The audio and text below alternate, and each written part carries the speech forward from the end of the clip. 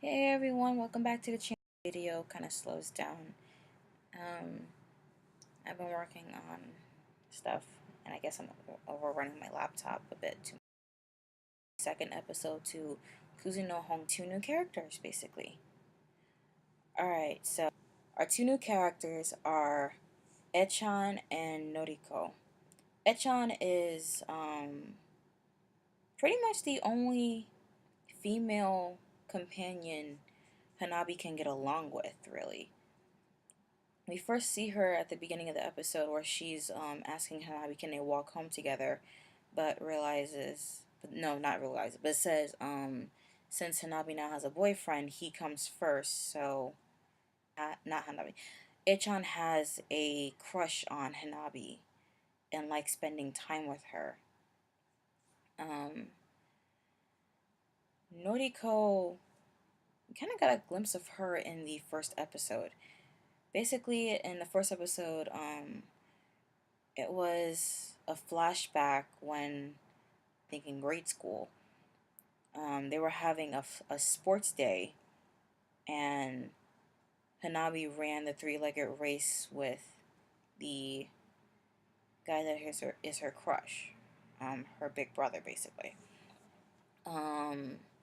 So Noriko was making a big deal, I think because they won first place, and I think the quote unquote rules of the race was that children have to run with their parents, but so Noriko started making a big fuss about it and said that it's not fair that Hanabi ran with her older brother instead of a parent, and dark and said that her shoes are what. Um, and basically in this episode we learn a bit more. Turns out Noriko is Mugi's childhood friend and has a crush on him, but doesn't know that he has a crush on their music teacher, basically. She thinks that Hanabi is, as she put it, an evil succubus who doesn't even care for Mugi and is just using him. Ecchan overhears this little outburst from Noriko, and I'm guessing during a train ride to school, thinks that maybe Hanabi's the one being used by Mugi instead of the other way around. So both these girls have, well, like I said, crushes on our main characters, and um, don't know the absolute truth as to everything. They just think they're dating because they suddenly became a couple and everything. So, um, Noriko is just spoiled, and I'm hoping Mugi does something to shut her up, because if he doesn't, I'm going to want to myself. Or I hope Hanabi does it like she does in the thumbnail that you see, where she basically goes dark saying that Noriko shouldn't cling to things that don't belong to her. I'm not exactly surprised by Hanabi's dark side because everything, but she could put on a smile and then change gears like the drop of a hat for all anyone can care. As long as she gets her point across, she doesn't care who she kind of steps on in order to say what's on her mind. So in this episode, like I said, we meet our two characters. Hanabi is called out by two girls in her class, which seemed kind of nonsensical. It's a girl who dated a guy all throughout junior high, I think, and then she and her schools and her boyfriend cheated on her.